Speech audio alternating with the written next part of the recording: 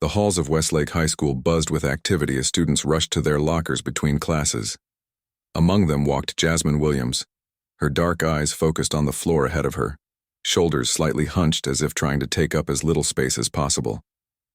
It was her third week at the school after moving from across the state, and she still felt like a stranger in a strange land.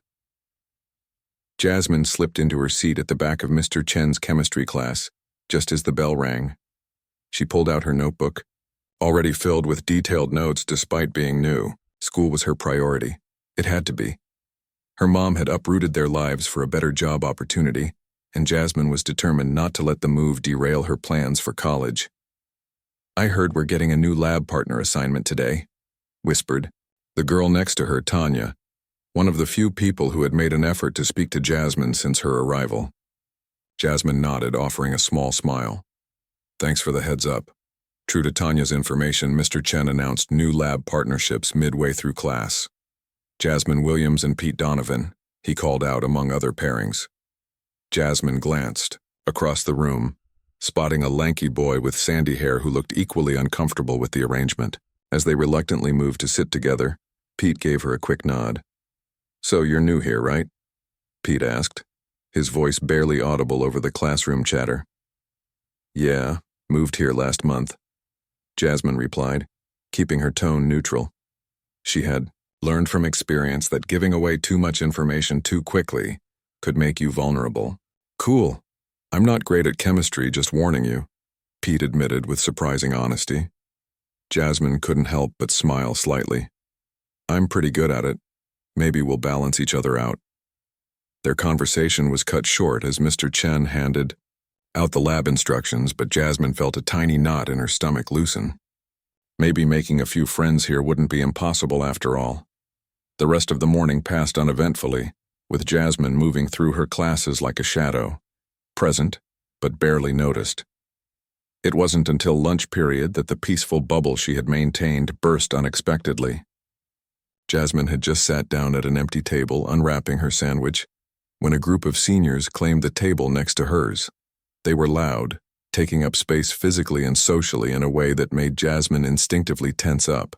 She recognized their type immediately, the self-appointed royalty of any high school. She kept her head down, focusing on her food, but couldn't help overhearing their conversation. "Did you see his face when you took his backpack?" laughed a girl with sleek blonde hair. "Thought he was going to cry right there in the hallway." "Freshmen need to learn their place," replied a deep voice belonging to a broad-shouldered boy wearing a Letterman jacket. "It's like a public service we provide." The laughter that followed made Jasmine's jaw clench. She had seen these public services at her old school too. The boy who had spoken suddenly turned, catching Jasmine's eye before she could look away. "Something interesting over here?" he asked, his voice carrying a warning edge that made the hairs on Jasmine's arms stand up. "No," she said quietly, returning her attention to her lunch. "Didn't think so," he replied with a smirk before turning back to his friends. "Who is that anyway?" "Some new girl." "Doesn't talk much," supplied another voice. "Another weirdo, great," the boy said dismissively, and just like that, Jasmine was forgotten, for now. She finished her lunch quickly and headed to the library for the remainder of the period, finding comfort in the quiet stacks of books. The encounter left a bitter taste in her mouth, but she pushed it aside. She had more important things to focus on than school politics. The final bell couldn't come soon enough. As students poured out of the building, eager for freedom, Jasmine walked briskly to the bus stop. Unlike most of her classmates heading home to video games, social media, or hanging out with friends, Jasmine had somewhere specific to go. 20 minutes later, she stepped off the bus in front of a modest storefront with a sign reading, "Torres Mixed Martial Arts Academy." The familiar smell of sweat and disinfectant greeted her as she pushed open the door, and for the first time that day, Jasmine's shoulders relaxed completely. "There she is," called Coach Torres, a compact woman with graying hair pulled back in a tight bun.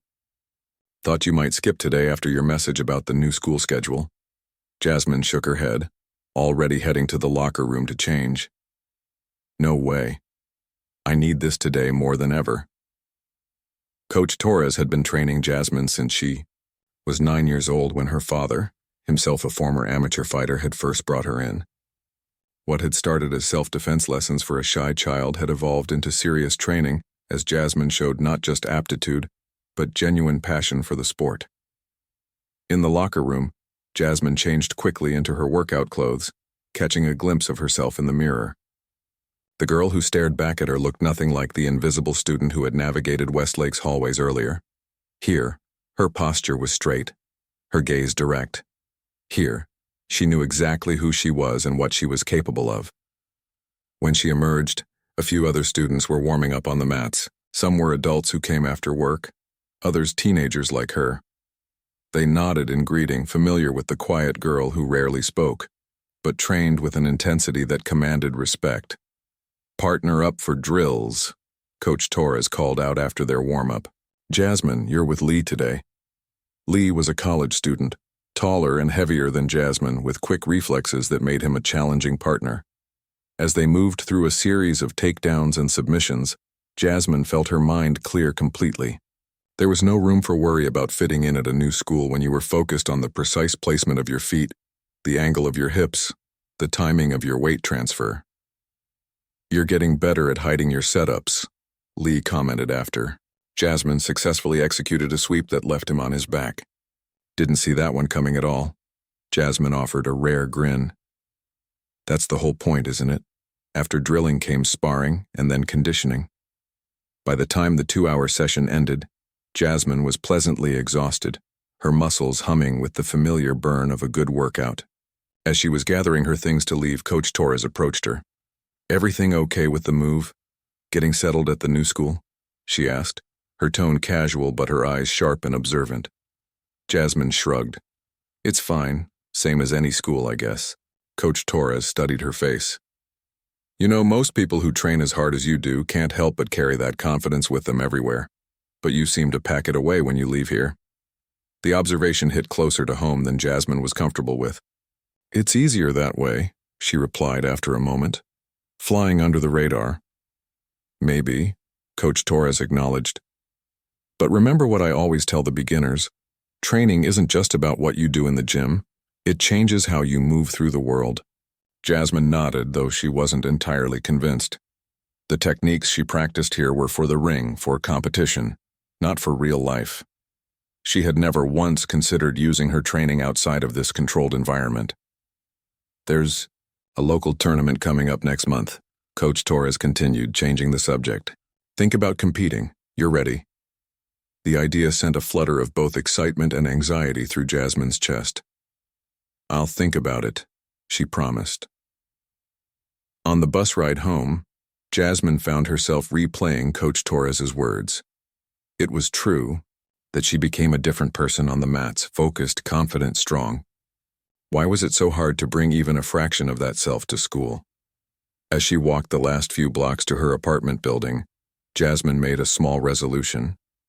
Tomorrow she would stand a little straighter in the hallways, make eye contact when people spoke to her. Maybe even contribute to class discussions. Small steps. She had no way of knowing that her resolution would be tested far sooner, and more dramatically, than she ever could have imagined. Nor could she guess that the skills she had been honing for years would soon be put to use in a way that would transform not just how others saw her, but how she saw herself. For now, though, she was simply Jasmine Williams, new student, dedicated martial artist, and, to most of the world, a quiet girl who nobody really noticed. At least, not yet. The next few days at school felt like walking on thin ice for Jasmine. Each crack and shift beneath her feet was a reminder that something could give way at any moment. Trevor and his friends hadn't done anything beyond the occasional bump in the hallway or whispered comment when she passed, but their attention was like a storm gathering on the horizon, distant for now but unmistakably approaching. On Thursday morning, Jasmine opened her locker to find her chemistry textbook missing. She frowned, searching through her backpack in case she had forgotten to return it after last night's homework. "Nothing. Looking for something?" Tanya asked, appearing beside her. "My chem book. I know I put it in here yesterday." Tanya's expression turned worried. "That's strange. Unless..." She hesitated. "Unless what?" "Well, Last semester, Heather and her friends thought it was hilarious to take things from people's lockers. Nothing valuable enough to be called stealing, just stuff to make life difficult. Textbooks, gym clothes, that sort of thing. Jasmine closed her locker with a sigh. Great. If they took it, it'll probably show up somewhere. Weird. Last year they put April's gym uniform in the boys' locker room. The warning bell rang and they hurried to their first classes. Jasmine tried to push the missing textbook from her mind, but it nagged at her throughout the morning. It wasn't about the book itself. She could share with Pete during class and borrow another to study. It was the invasion, the message being sent. We can get to your things, and you can't stop us. In the cafeteria at lunch, Jasmine had just sat down with her tray when Trevor sauntered by, a familiar green textbook tucked under his arm. Chemistry, huh? He said loudly, glancing at Jasmine. Seems like a waste of time to me. Think I might drop this class. With exaggerated carelessness, he tossed the book into a nearby trash can. Oops. His friends laughed as they followed him to their usual table. Jasmine felt heat rising in her cheeks, partly from embarrassment but mostly from anger. She glanced at the trash can. The book was clearly visible on top, at least not buried in food waste. Tanya touched her arm. Don't, she whispered. That's what they want, but Jasmine was already standing. Coach Torres's voice echoed in her head. This gym is about control, not just power. She could walk over there, retrieve her book, and walk away. Simple. Controlled. The cafeteria seemed to grow quieter as she approached the trash can, though she knew that was just her heightened awareness. She reached in and picked up her book, brushing off a few crumbs that had stuck to the cover. Diving for trash? Fitting, called Heather from the popular table, her voice pitched to Carrie. Jasmine turned, book in hand, and met Heather's gaze directly. For a moment, no one spoke. Then, with deliberate calm, Jasmine walked over to their table. Thanks for finding my book, she said, her voice surprisingly steady. Next time, just give it back. Save yourself the trouble. Trevor's eyebrows shot up and something flickered in his expression. Surprise, maybe even a hint of respect. But it quickly hardened into something more dangerous. You hear that? He said to his friends. The new girl's giving orders now. He looked back at Jasmine, his smile not reaching his eyes. I don't take orders. Especially not from someone who hangs out with losers like Donovan. Pete's not a loser, Jasmine replied, the words out before she could stop them. And neither am I. Could have fooled me, Heather cut in, her smile vicious.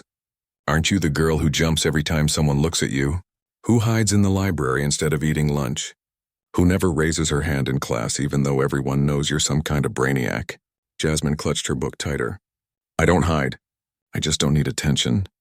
Well, you've got it now, Trevor said, his tone making it clear this wasn't a good thing. See you around, new girl. Jasmine walked back to her table, legs slightly shaky but head held high. She sat down to wide-eyed stares from Tanya and the others. I can't believe you just did that, Dennis whispered. Nobody talks to them like that. Someone should, Jasmine replied, though her heart was racing. She opened her rescued textbook, pretending to study while her mind replayed the confrontation. It had felt good in the moment to stand up for herself, but the look in Trevor's eyes told her this wasn't over. That afternoon, when Jasmine mentioned the incident to Coach Torres during their warm-up, the older woman nodded thoughtfully. Bullies are like predators, she said. They look for the easy target, the one that's separated from the herd. You showed them you're not as easy as they thought. That can go one of two ways. What ways? Jasmine asked, stretching her shoulders. Either they decide you're not worth the trouble and move on to someone else, or, Coach Torres's expression was grim, or they decide they need to make an example of you. Jasmine digested this. Great pep talk, Coach. That earned her a rare smile. Just keeping it real, but remember what I've taught you about self-defense. The best fight is the one you never have to have. Awareness, avoidance, de-escalation. Physical techniques are your last resort. I know, Jasmine assured her. I'm not looking for trouble. Trouble doesn't care whether you're looking for it or not, Coach Torres replied. It finds you anyway. All you can control is how prepared you are when it does. Friday at school passed without incident, leaving Jasmine cautiously hopeful that Trevor and his friends had lost interest. The weekend was a welcome break, filled with homework, helping her mom around their small apartment, and extra training at the gym. By Monday morning, the knot of tension in Jasmine's stomach had loosened slightly. That changed the moment she stepped into chemistry class and saw Pete's face. His left eye was swollen, a dark bruise spreading across his cheekbone. "What happened?" she asked as she slid into her seat beside him. Pete shrugged, wincing slightly. "Walked into a door. A door named Trevor?" Jasmine guessed, keeping her voice low. Pete's silence was answer enough. "This is because of me, isn't it?" She pressed. "Because you warned me."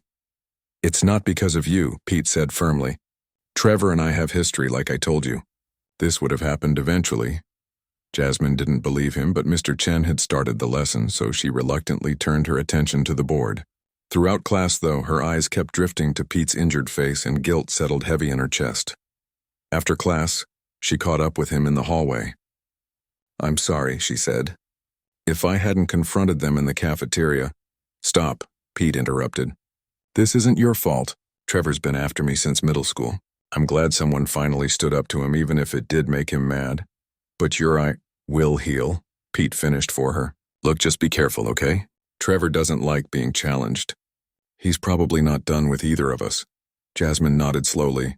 "I'll be careful." The rest of the day, Jasmine was on high alert, scanning hallways before entering them, sticking close to groups between classes. She spotted Trevor several times but managed to avoid direct contact.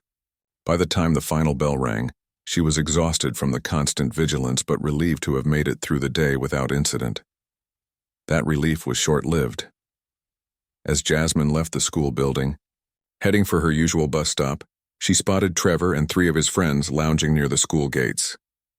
Normally they would be at sports practice this time of day, but apparently they had decided to skip. Jasmine considered her options.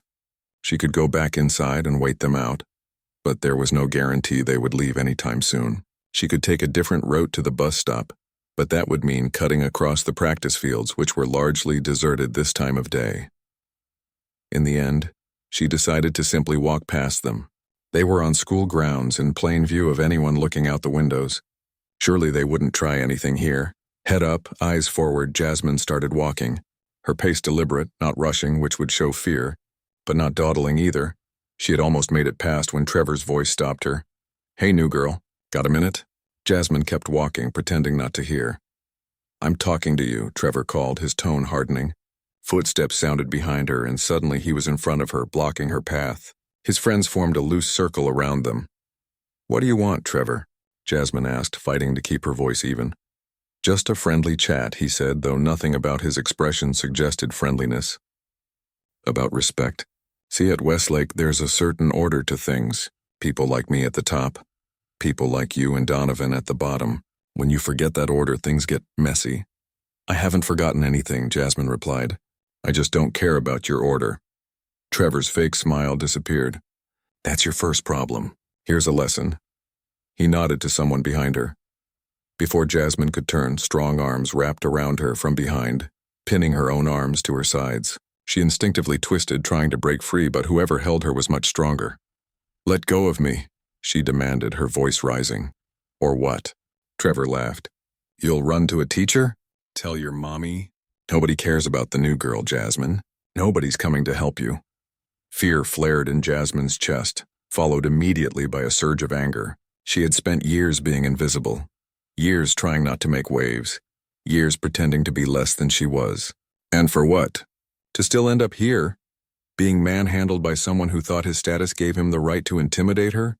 The arms around her tightened, shifting into a chokehold that wasn't yet cutting off her air but made the threat clear. Jasmine felt a moment of genuine fear, not for herself, but for what she was about to do, because in that instant, as Trevor leaned in close to deliver another taunt, something inside Jasmine Williams finally snapped, and the quiet girl who had spent years training in silence was about to show exactly what she was capable of. Time seemed to slow down as Jasmine felt the arm tighten around her neck. The world narrowed to this moment, to the pressure against her throat, to Trevor's smug face in front of her, to the laughter of the others. But while they saw panic in her eyes, what they didn't understand was that Jasmine wasn't afraid. She was calculating. The arm around her neck belonged to someone taller than her, probably the boy they called Ryan, Trevor's right-hand man on the basketball team. His technique was sloppy, more about intimidation than effectiveness. He had left her feet firmly planted on the ground, A mistake no one at Coach Torres's gym would ever make. Not so tough now, huh? Trevor taunted, leaning in closer. Maybe next time you'll remember your place. Jasmine took a deep breath. For years, Coach Torres had drilled into her the importance of control, of using martial arts only when absolutely necessary. Was this that moment? She tried one last time for de-escalation. "Let me go," she said, her voice calm despite the pressure on her throat. "This isn't worth the trouble you'll be in." Trevor laughed. "Trouble? There's no one watching. No one's going to believe the weird new girl over the star basketball player and his friends. Face it, Jasmine. You're alone here." In that moment, Jasmine made her decision. She was done being invisible, done being underestimated, done being afraid. "I'm not alone," she said quietly. "I've got me. And that's enough." Before Trevor could process her words, Jasmine made her move. Years of training took over as muscle memory kicked in. The countless hours drilling escapes, the repetitions that turned techniques into instinct. She dropped her weight suddenly, creating slack in Ryan's grip. Her hands shot up, gripping his forearm, and she tucked her chin to protect her throat. In one fluid motion, she stepped back, turned into his body, and used his own weight against him as she executed a perfect hip throw. Ryan, completely unprepared for resistance, much less trained resistance, went flying over her shoulder. He hit the ground with a heavy thud that knocked the wind from his lungs. Jasmine maintained her grip on his wrist, instantly transitioning to a standing armbar that left him immobilized on the ground. The entire sequence took less than 3 seconds. The shocked silence that followed was broken only by Ryan's pained gasps as he tried to regain his breath. Trevor and his 2 remaining friends stood frozen, their expressions shifting from confusion to disbelief. "What the—" Trevor started, but Jasmine cut him off. "Here's how this is going to go," she said, her voice steady and controlled. "I'm going to let your friend up. Then all of you are going to walk away, and you're going to leave me alone from now on. You're also going to leave Pete alone. Understood?" Trevor's shock gave way to anger. "You think you can tell me what to do because you know some karate moves? There's 4 of us and 1 of you." 3 standing, Jasmine corrected, glancing down at Ryan, who was still trying to catch his breath. "And it's not karate. It's mixed martial arts. I've been training since I was 9. She released Ryan's arm and stepped back, taking a balanced stance that any fighter would recognize as defensive but ready. Ryan scrambled to his feet, rubbing his arm and keeping his distance from Jasmine, wariness evident in his eyes. One of the other boys, Jasmine thought his name was Kyle, pulled out his phone. "Dude, I got the whole thing on video," he said, his voice a mix of awe and excitement. She totally flipped Ryan like it was nothing.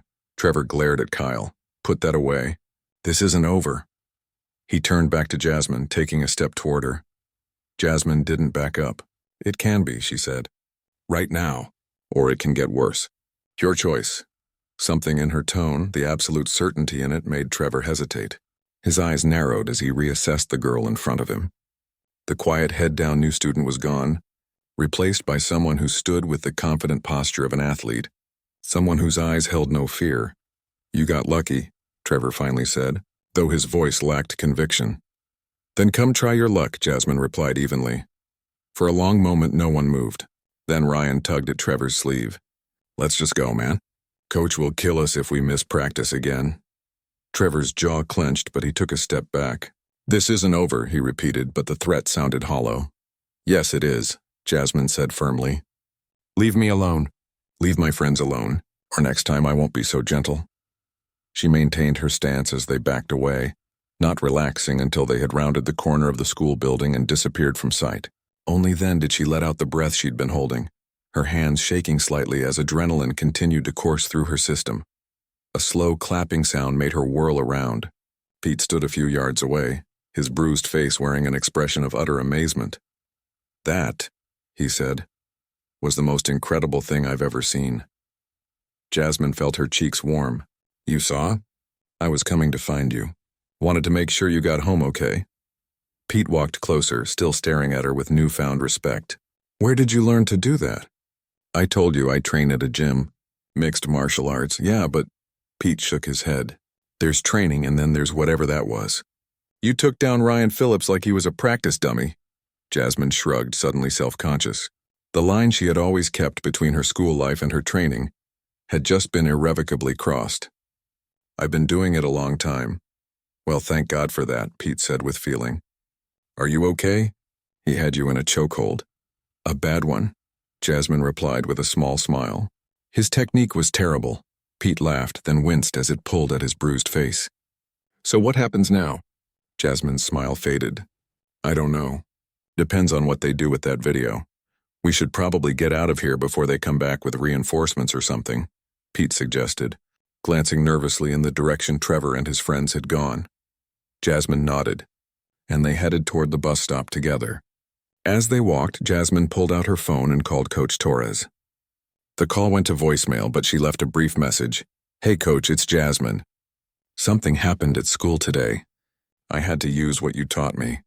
Can we talk when I get to the gym? She hung up, feeling both lighter and heavier. On one hand, standing up for herself, really standing up for herself, felt like shedding a weight she'd been carrying for years. On the other, she knew there would be consequences. There always were. So, Pete said as they reached the bus stop, you're basically a secret ninja. That startled a laugh out of Jasmine. Not exactly. Just a girl who got tired of being afraid. Well, you were amazing, Pete said sincerely. And thank you for what you said about leaving me alone, too. We'll see if they listen, Jasmine replied, though she was fairly confident they would. The look in Ryan's eyes after she took him down suggested he, at least, wouldn't be eager for a rematch. They sat in comfortable silence until Jasmine's bus arrived. As she stood to board, Pete called after her. Hey, Jasmine, for what it's worth, I think the real you is pretty awesome. She smiled over her shoulder. Thanks. I'm starting to think so, too. On the bus ride to the gym, Jasmine's phone buzzed with a text notification, then another. And another. She pulled it out to find messages from Tanya, Dennis, and several numbers she didn't recognize. The first message contained a link to a video already posted on social media. The caption read, New girl destroys bully in 3 seconds flat. Don't mess with her. Jasmine clicked the link with growing dread. Sure enough, there she was, executing the hip throw on Ryan with perfect form, then controlling him with the arm bar. The video was already accumulating comments and shares at an alarming rate. By the time she reached the gym, Jasmine felt like she was in a dream, or maybe a nightmare. She had spent so long cultivating invisibility, and now in the span of a single afternoon, she had become the most visible person at Westlake High. Coach Torres was waiting for her at the door, phone in hand and a complex expression on her face. You've gone viral, she said without preamble, holding up her screen to show the same video Jasmine had just watched on the bus. I'm sorry, Jasmine said automatically. I tried to walk away, but they wouldn't let me. He put me in a chokehold and I just reacted. Coach Torres's expression softened. I'm not angry, Jasmine. From what I can see in this video, you did exactly what I've trained you to do. You used appropriate force to neutralize a threat, you maintained control, and you didn't escalate beyond what was necessary. You're not disappointed that you defended yourself against 4 attackers? Of course not. Coach Torres put a hand on her shoulder. I am concerned about what happens next, though. Have you called your mom? Jasmine shook her head. Not yet. She's working until 6. Call her. Now. She needs to know what happened before she hears it from someone else. As Jasmine pulled out her phone again, Coach Torres added, And Jasmine, for what it's worth, I'm proud of you. Not just for your technique, which was excellent, but for standing up for yourself. That takes a different kind of strength. Jasmine nodded, throat suddenly tight with emotion. She stepped away to call her mother, knowing the conversation wouldn't be easy, but feeling, for the first time in a long while, that she was finally stepping fully into herself. The video might have exposed her secret, but it had also freed her from something, the burden of hiding her strength, of making herself smaller to fit others' expectations. Whatever came next, she would face it as the complete Jasmine Williams, student, daughter, and yes, martial artist. As she waited for her mother to answer, Jasmine watched the other students arriving for the evening class. They glanced at her with new respect, a few giving thumbs up or nods of approval. Word traveled fast. You're a legend now, said Lee, passing by on his way to the changing room. Just remember what Coach always says. With great power comes great responsibility, Jasmine finished with him, rolling her eyes but smiling. Her phone connected, and her mother's voice came through. Jasmine? Is everything okay? You don't usually call during work hours. Jasmine took a deep breath. Mom, something happened at school today. I'm okay, but there's a video you should know about. As she explained the situation, Jasmine realized that for the first time since the move, she truly believed her own words. She was okay, more than okay. She was finally ready to be seen. The next morning, Jasmine sat in Principal Walsh's office, her mother beside her, both of them facing the stern-faced administrator across her desk. The video of yesterday's incident played on the principal's computer, the sound of Ryan hitting the ground causing Jasmine's mother to wince. I've seen this video no fewer than 20 times since last night, Principal Walsh said, closing her laptop. It's been shared by nearly every student at this school, and several parents have called my office. Jasmine looked down at her hands, folded tightly in her lap. She had spent a restless night imagining this exact scenario, being called to the office, facing suspension, maybe even expulsion. Her mom had been surprisingly understanding after the initial shock, but Jasmine knew this meeting could change everything. Before we continue, Principal Walsh said, turning to Jasmine, I want to hear your side of what happened. Jasmine took a deep breath. I was walking to the bus stop after school. Trevor and his friends blocked my way. They wouldn't let me pass, and Ryan put me in a chokehold. I defended myself using the techniques I've learned in my martial arts training. I didn't hurt him beyond getting him off me. And why did they target you specifically? The principal asked. Jasmine hesitated. The day before, Trevor and Heather had been picking on my friend Pete. I stood up to them in the cafeteria. I think they were trying to teach me a lesson. I see. Principal Walsh's expression gave nothing away. Ms. Williams, she said, addressing Jasmine's mother, the school has a zero-tolerance policy for physical violence. Jasmine's mother straightened in her chair. With all due respect, Principal Walsh, what I saw in that video was not my daughter initiating violence. She was defending herself against 4 boys, one of whom had her in a chokehold. If that's not a clear case of self-defense, I don't know what is. I understand your perspective, the principal replied carefully. However, the situation is complicated by several factors. The incident occurred on school grounds after school hours, and the efficiency with which your daughter handled the situation suggests a level of training that raises questions about proportional response. So she's in trouble because she's trained? Jasmine's mother asked incredulously. Would it be better if she'd been helpless? If those boys had hurt her? Principal Walsh held up a hand. I'm not saying she's in trouble, Ms. Williams. I'm explaining the complexities of the situation. The fact is, we have evidence that your daughter was physically assaulted first. The video makes that clear, but there are protocols we need to follow. She turned back to Jasmine. Have you had previous issues with these students? Jasmine nodded. Minor stuff. Taking my textbook, trying to trip me in the cafeteria, bumping into me in the hallway. But yesterday was the first time it got physical. And did you report any of these incidents? No, Jasmine admitted. I didn't think it would help. Something flickered in Principal Walsh's eyes. Regret, perhaps, or recognition. That's unfortunately common and something we need to address as a school community. She sighed. Here's where we stand. Trevor, Ryan, Kyle, and Alex have all been suspended pending a disciplinary review. The video evidence is quite damning, and several witnesses have come forward with statements about their pattern of behavior. Jasmine's eyes widened in surprise. They're suspended? Actions have consequences, Principal Walsh said firmly.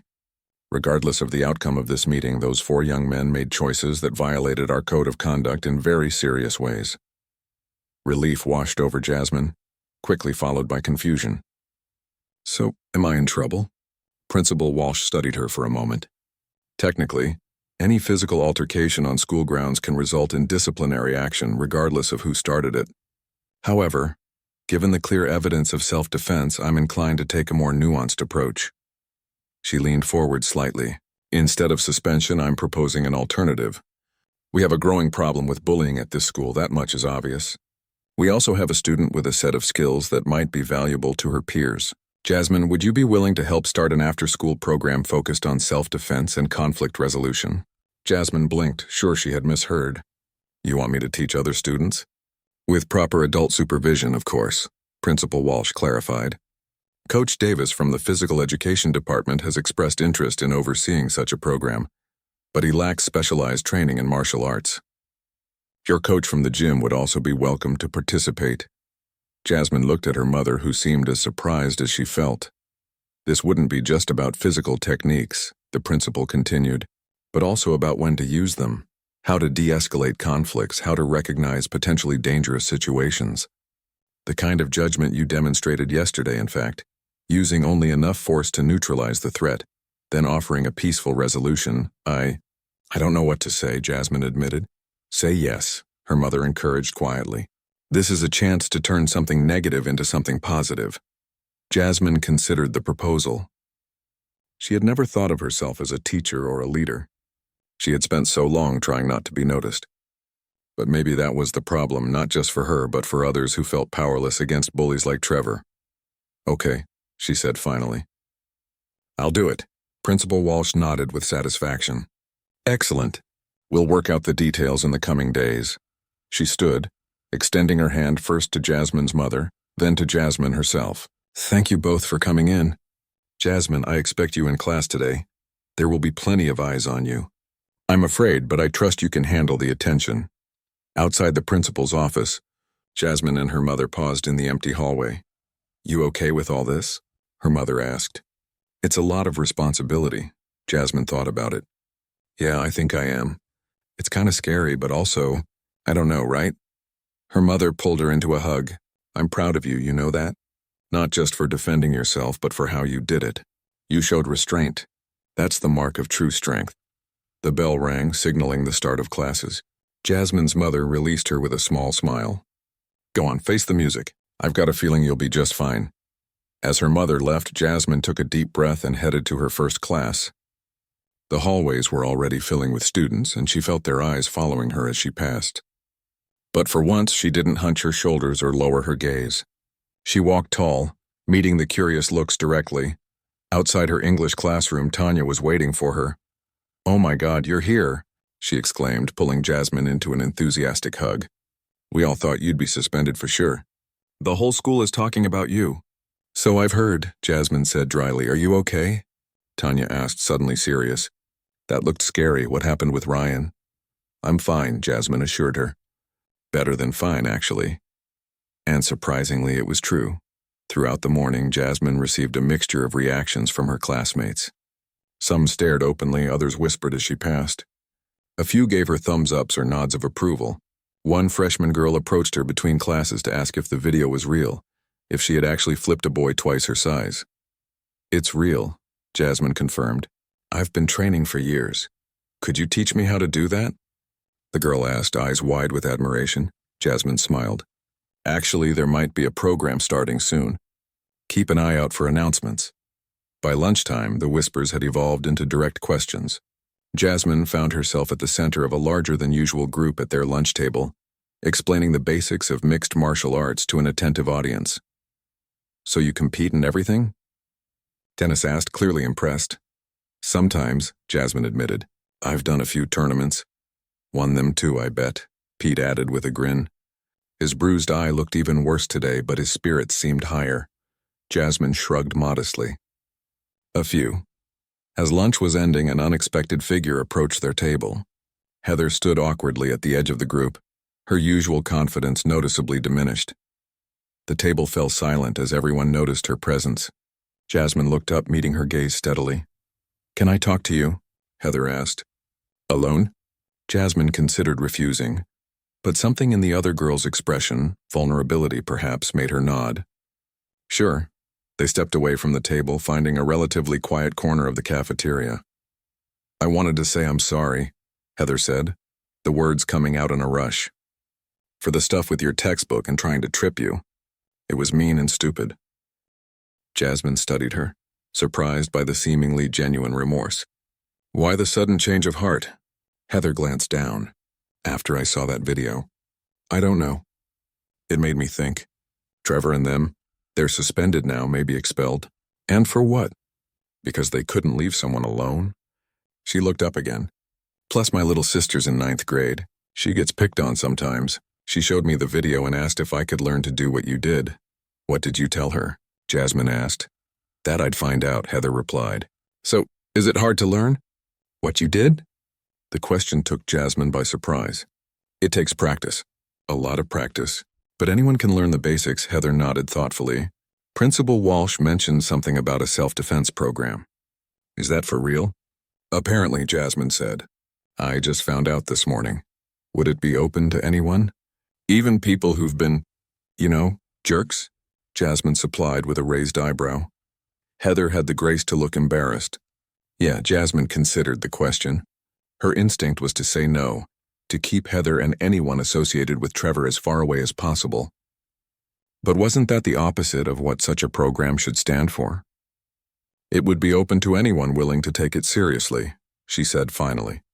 And who understands that martial arts isn't about intimidating others or showing off? It's about discipline, respect, and only using what you learn when you absolutely have to. I think I get that now, Heather said quietly. Thanks, she turned to go, then paused. For what it's worth, I think what you did was pretty amazing. Standing up to them like that. As Heather walked away, Pete appeared at Jasmine's side. What was that about? He asked skeptically. Apparently I've made an impression, Jasmine replied. On everyone, Pete confirmed. You know there's a freshman boy who started calling you the Ninja Princess of Westlake High. Jasmine groaned. Please tell me that's not going to stick. Too late, Pete laughed. It's already trending on school social media. Could be worse, though. How? They could have gone with Chokehold Girl instead. Despite herself, Jasmine laughed. It felt good, this lightness, like shedding a skin that had grown too tight. That afternoon, Jasmine walked into the martial arts gym to find Coach Torres waiting for her. A newspaper in hand. Local news picked up your story, she said, holding up the paper to show a still from the video with the headline, Student uses martial arts training to fend off bullies. Jasmine sighed. Great. Actually, it is great, Coach Torres said firmly. They interviewed Principal Walsh, who praised your restraint and talked about the new anti-bullying initiative you'll be helping with. This is positive coverage, Jasmine. I guess I'm still getting used to being visible, Coach Torres smiled. You were always visible to those who mattered. Now you're just visible to yourself too. She gestured to the mat where several younger students were warming up. They've been asking if you'll demonstrate that hip throw for them. Feel up to it? Jasmine looked at the eager faces of the junior class, kids who had been training alongside her for years, but with whom she had rarely interacted beyond polite nods. They were looking at her differently now, with respect, even admiration. Sure, she said, stepping onto the mat. But first, let's talk about when you should use these techniques, and when you shouldn't. As she began to explain the concept of appropriate force to her attentive audience, Jasmine realized that Coach Torres was right. For years, she had been hiding not just from others, but from herself, afraid to show her strength, her knowledge, her confidence. It had taken a confrontation she never wanted to finally bring all the pieces of herself together. The quiet student, the dedicated martial artist, the girl who stood up for herself and others.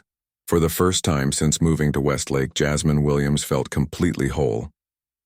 And she was ready to help others find that same strength within themselves, not through intimidation or force, but through confidence, skill, and the knowledge that they never had to be victims.